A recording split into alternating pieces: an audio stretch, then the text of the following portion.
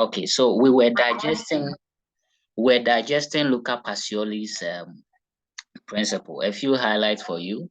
We said that Luca Pacioli is the one who designed the double entry principle, and for that matter, he is the father of financial accounting. Note that. He also says that for his principle, every debit entry should have a corresponding entry, and every credit entry should have a corresponding debit entry.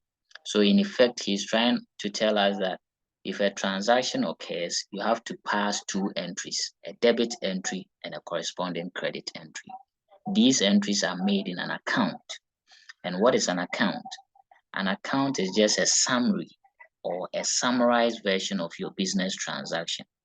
So we don't want to be writing in our books, Kofi bought goods 10 million. The business purchase building 5 million. No, we don't want to write these statements in our books. Rather, we want to summarize them into an account. Okay, so we're saying that an account, first of all, is a T-shaped structure which has two sides, the right side and the left side. Good. So let's look at it. So this is what we are saying is an account. So it has two sides. There's the left side and there's the right side. The left side is called the debit side and the right side, the credit side. So if Luca Pacioli says we should make a debit entry, it means we should go to the left side of the account. If he says we should make a credit entry, it means we should go to the right side of the account. And then significantly, every account has a title or name. Okay, I'll get to know what these things are. So the first feature we have seen is the name, account name.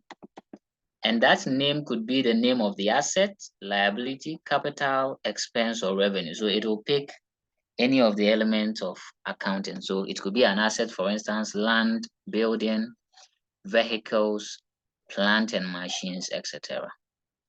It could also be a liability like loan, creditors, etc. It could be capital, as we know, or expenses like rent, wages, salaries, etc. Or revenue like sales, discount received, etc. We'll get into some of these things. Then most importantly, it also has a column for dates. Okay, because you know events happen on particular dates. So that is also one column we have to pay attention to, dates.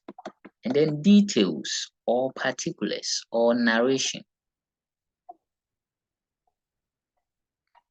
The details or particulars or narration here, we are referring to the name of the account where the corresponding entry will be made. We also have a column called the folio column, folio. The folio gives you the page numbers where you can find the corresponding entries. But for our purposes, we will not be showing the folio column very much. And then lastly, the amount column. So the point I'm trying to make here is that if you pick an account in its detailed skeletal view, the name will be on top. You draw your T account or your T structure with the left side, which is the debit side, and then the right side, the credit side. Now, each side has the following details. So on the left side, you have the date, details, folio, and amount. And the same applies to the right side. So the date column will pick the date on which the transaction occurs. Is it 1st January? Is it 31st March? Whatsoever. Then the details will take the name. So for instance, if you are debiting this account, remember the principle says there should be a corresponding credit in another account. So where the corresponding entry is going to be, that will be the details in the account. Now the folio, I'm saying, it just gives reference to the pages where you can find, because remember these things are done in books. Okay, even though technology has now brought computer programs like Excel, Microsoft Word, etc. We still acknowledge that these records are made in books, right? So sometimes you want to refer to the page number 6, page number 300, etc. And then the amount involved in the transaction, is it 5 million, 6 million, or whatsoever? Okay. So now if we speak about a debit entry, it means that you are recording it on the left side. And if we speak of a credit entry, it means you are recording it on the right hand side. Okay. Any question before I move on?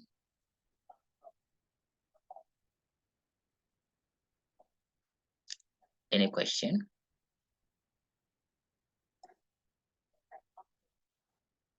Okay, no question. Good. So I appreciate that in school you try to do a bit of, this double entry principle. I can speak for St. Augustine's. I don't know of Wesley Girls, right? But let's go to this page and digest more about this double entry principle. So my dear student, the point I'm trying to make to you today or this morning is that when a transaction occurs, like I've indicated to you, in accounting, we have these 5 elements. 5 elements of financial accounting. The first one is the assets. I speak of the expenses. I think I told you the last time you can add on for me, but let me do it myself. Capital, liabilities. Then we have the income or revenue. Okay, so when a transaction occurs, these are the elements that you are looking out for. Because if you're able to determine this element, then you can now apply your effect analysis. Is it increasing or decreasing? Because your analysis will now let you know whether you have to debit or credit, right? Now pay attention here.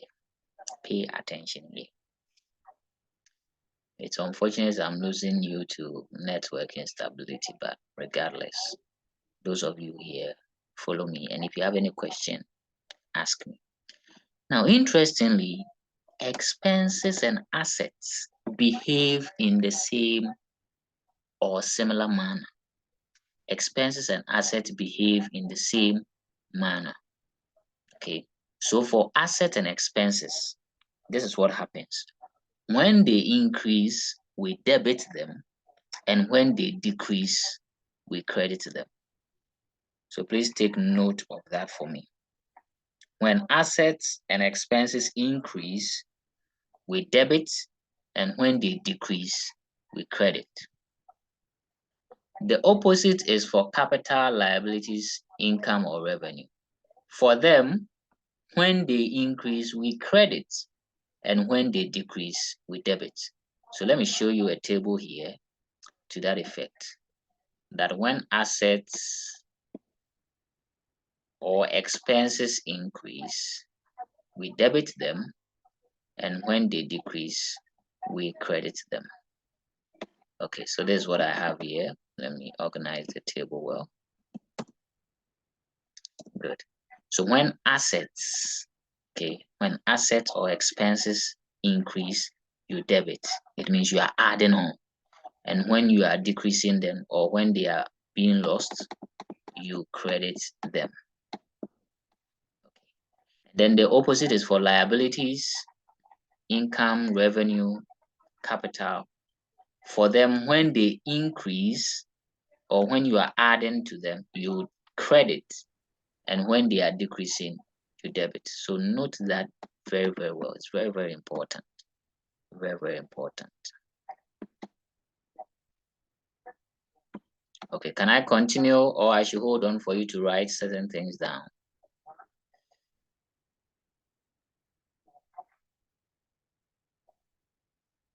If you want to write anything down, please prompt me so that I take my time for you to pen it down.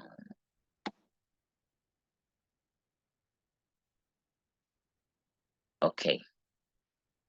So I guess we can continue, but I'll just reiterate the point that we have just established that when assets and expenses increase, we debit. And when they decrease, we credit. The opposite is for liability, capital, and income or revenue. Okay. So before we even continue, let me try this examples with you and see how you are going to look at it. So for example, I can say that on 1st January 2024, Prof. Bishop Enterprise purchased a land for $5,000 cash.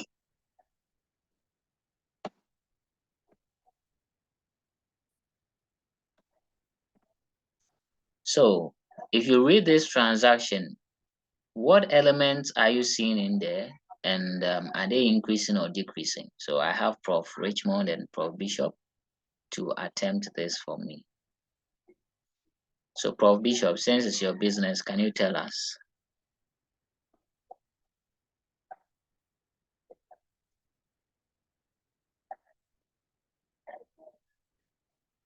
Yeah.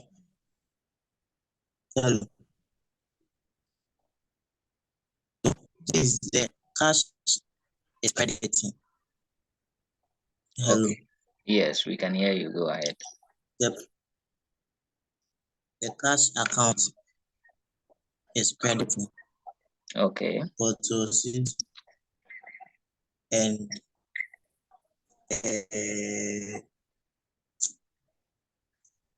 expenses.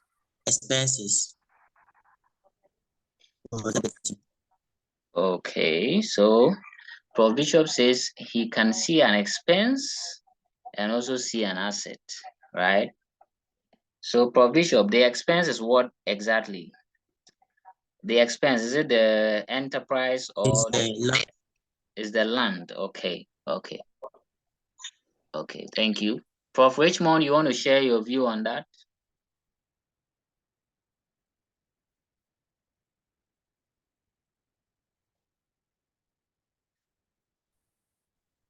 I think the land is an asset. Okay, okay. So Prof. Richmond is saying that he endorses Prof. Bishop's contribution except for the expense, which he believes is an asset.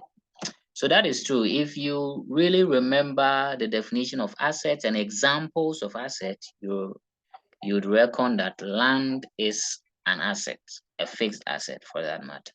So in this particular statement, Prof. Bishop Enterprise, so a business, bought or purchased a land. So we are seeing an asset here, which is land, for 5,000 cash. And per the discussion again on asset, we saw that cash is also an asset. So we have asset cash. So these are the two main elements. The two main elements here happens to be asset land and asset cash.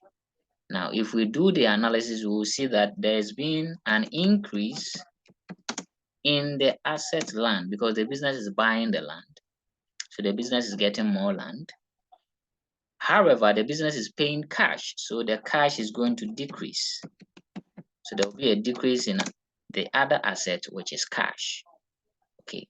And based on what we just learned, that when an asset increase, you debit, and when it decrease, you credit. It means that here, if we are doing the double entry, we'll say that we will debit the land. Okay. We'll debit the land account. Why? Because the land, which is an asset, is increasing here. And then we'll credit cash. Why are we crediting cash? Because an asset is decreasing. That asset cash is decreasing. So we would credit the cash account.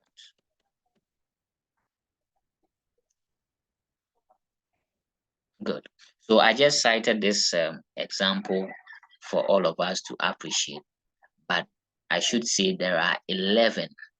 There are 11 basic transactions we have to go through together so that we can get ourselves familiar with these basic transactions.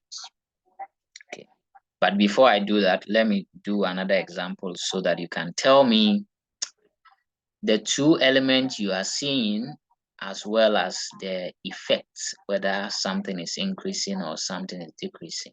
Okay. Any question up to this point? Okay, so on the 21st of March, 2017, cash paid to a creditor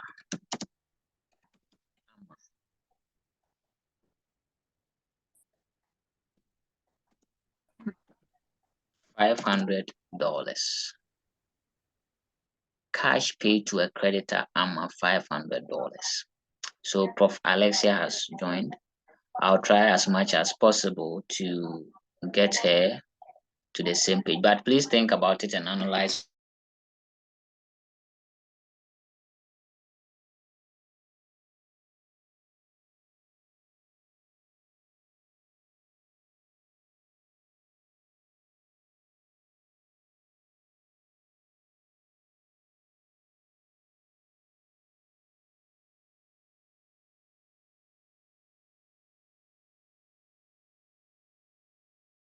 Okay, so I'm waiting for you to analyze it for me. So whoever is ready can tell me.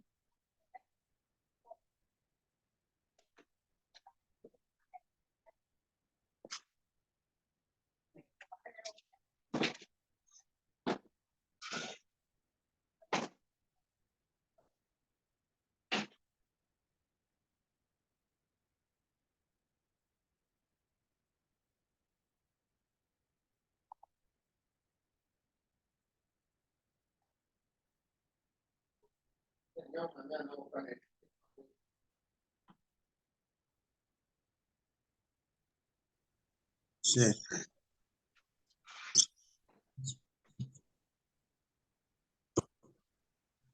Question. Oh yes, go Cash ahead. account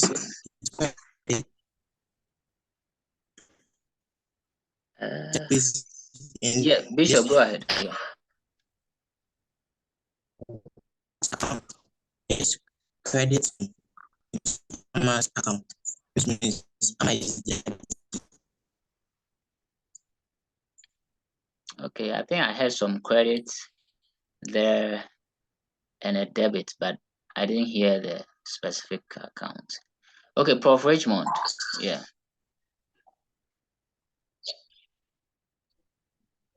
I think there will be MS account and cash account. MS account and cash account. So you see, good. This is what I want you to do.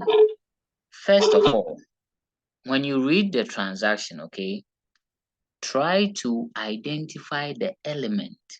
Is it an asset? Is it a liability? Is it capital?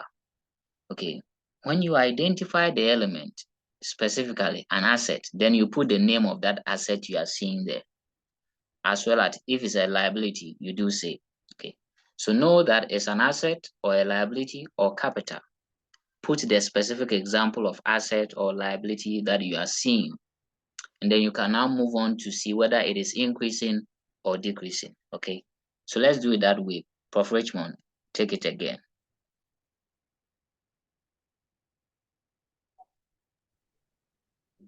Elements, asset and liability. Okay, so we have an asset. So now we can look at the specific asset. What asset is that? Prof. Bishop, can you assist? What particular specific asset are we seeing in the question? Different asset. Okay, which is cash, right? Good. The current asset, which is cash. Thank you very much. And then he also said that we are seeing a liability.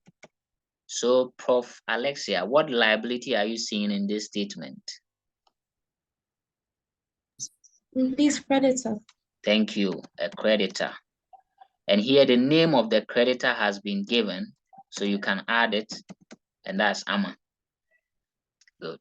So when you get the element like this, then you now look at, is it increasing or decreasing, right? Because we have already stated that when assets increase, we debit, and when they decrease, we credit, right? So in this scenario, the asset cash, is it increasing or decreasing?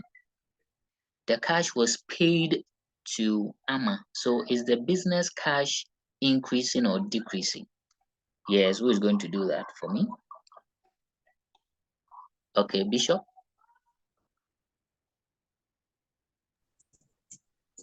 The base is increasing. The business cash is increasing, Prof. Bishop, are you sure? Is decreasing. Yes, exactly. It's decreasing. So there is a decrease in asset cash. Thank you. Because the cash is being paid. You cash Amma. So cash is going out of the business. So cash is going to decrease. Thank you. So there's going to be decrease in asset cash. What of the liability? What of the liability creditor Amma? Is it going to increase or decrease? Yes, Sir Richmond or Prof. Richmond.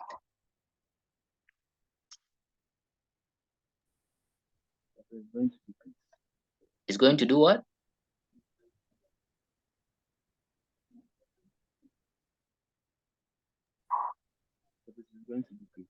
Okay, decrease. Okay, good. So Prof. Alexia, I'll come to you for the entries. So Prof. Richmond says that the liability is also going to decrease. That is true, because if you are owing, remember, a creditor is somebody we owe. So if you are paying that person, it means you are decreasing how much you owe the person. So there's also going to be a decrease in liability. Now to Prof. Alexia. If an asset cash is decreasing, then what entry would we make? Would we make a debit entry or a credit entry?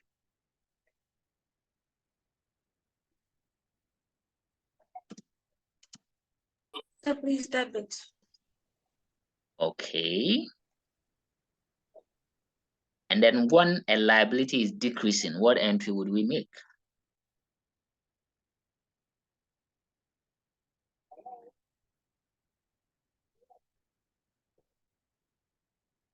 I think Prof. Alexia was not here at that time, so she missed the point. So Sir Richmond, please do it for me, and I'll summarize the whole thing for us.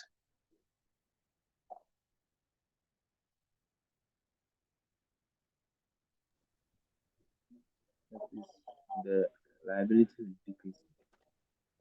Mm-hmm. So we are going to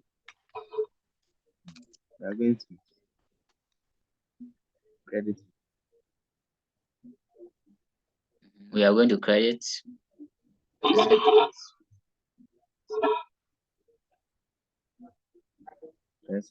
Okay, thank you very much. So yes, Prof. Alexia, I think you are not here, so you missed the point. So you can note it down. When an asset increases, we debit it. And when it decreases, we credit it. So here the asset cash is decreasing. So we are going to credit the cash account. And then if a liability also decrease, we debit it. So we are going to debit the creditor Amma account. So I think all of you should note this. So let me put the table there so all of you can note it down.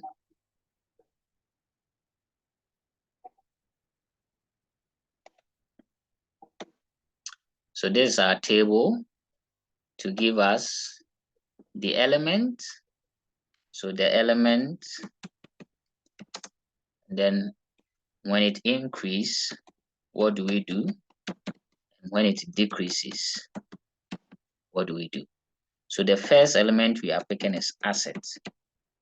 When an asset increases, we debit, and when it decreases, we credit. And I said the assets are similar to that of expenses. So when expenses also increase, you debit. When they decrease, you credit. The opposite is for capital, liabilities. So capital or liabilities or income. And note that income is also the same as revenue, right? For these 4 or 3 elements,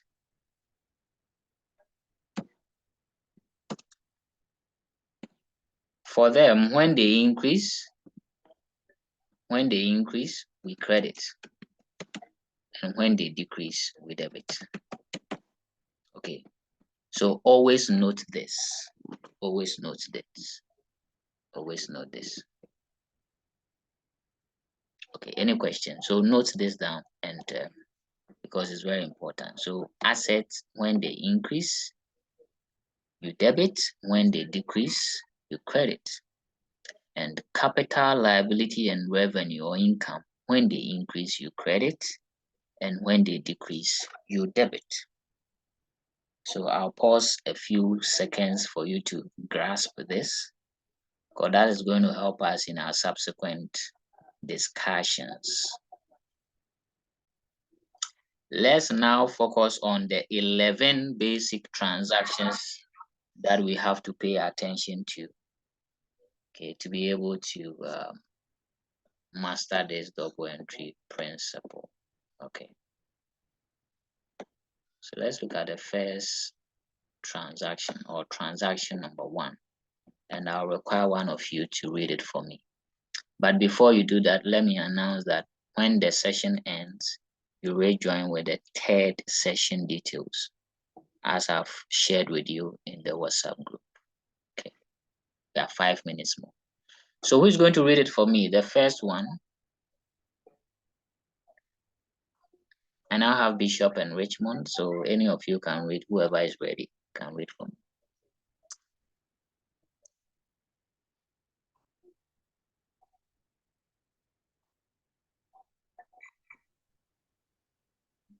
Okay, Prof. Richmond, can you read it for me?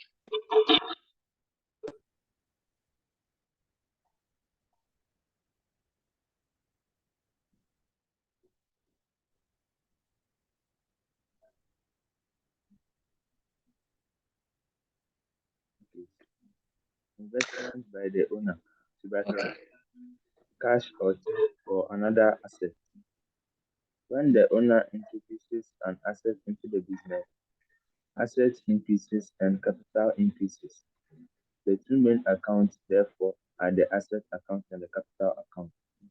The asset account is debited because it increases, and the capital account is credited because it increases. Note: use the specific name of the asset the owner introduces as the name of the asset account. Example: cash, bank, vehicle, premises, etc. Example: A. On first Okay, so thank you. Let's hold on for the example. We'll come back to the example later. So the first basic transaction I want all of us to pay attention to is when the owner makes an investment. When the owner makes an investment into the business. Okay. So how do you see these things? You see them in a statement like the owner introduced, the owner started business with. Okay. So anytime you see the owner is bringing something into the business, we are saying that for the double entry principle, the 2 elements are asset and capital. Asset and capital. Why capital? Because the owner is investing something, and whatever the owner invests in a business is called capital. Okay. And whatever he's bringing into the business will be a resource to the business. So that is an asset. So anytime the owner is investing something into the business, you have your assets and you have your capital. Now, the asset could be any asset like cash. If it's check, then we refer to the bank. It could be a building, land, motor vehicles, etc. The question or the transaction will tell you that. Okay. Now, in terms of the effect, this is what happens. Capital is going to increase and asset is also going to increase. So anytime you see the owner starting business with an asset, capital will increase and asset will also increase. For that matter, in terms of the debit and credit, when asset increase, we debit it, and when capital increase, we credit. So you see that it's going to satisfy Luca Pacioli's principle. We are debiting the asset and a corresponding entry will be in the capital account, credit. Because according to Luca Pacioli, when you do a debit, there should be a corresponding credit. Or if you do a credit, there should be a corresponding debit. Okay. So any question before we move to the example 1, which says, on 1st January 2022, Nana started business with 7,000 cash. Nana started business. So the business owner is Nana. He's bringing in capital, right? So the two accounts will be capital and asset. The specific asset here is the cash, right? So we have asset, cash, and then capital. And like we have just discussed, the asset will increase and capital will also increase. If you are finding it a bit difficult, use yourself as the business. So business, Bishop, enterprise, right? Your owner. So let's say your father is the owner of your business, or you as a business. Your father is the owner because your father gave birth to you. So if your father gives you cash, look at it. You business, Bishop, will acknowledge that you are receiving cash, which is an asset, and it's going to increase.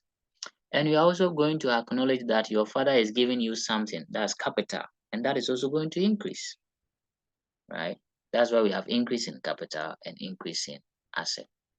Okay, so the session is ending. When it ends, rejoin with the third session details, which is the same as the first session details, so that we continue, right? Okay, so I'll see you in the third section, third and final, of course, session.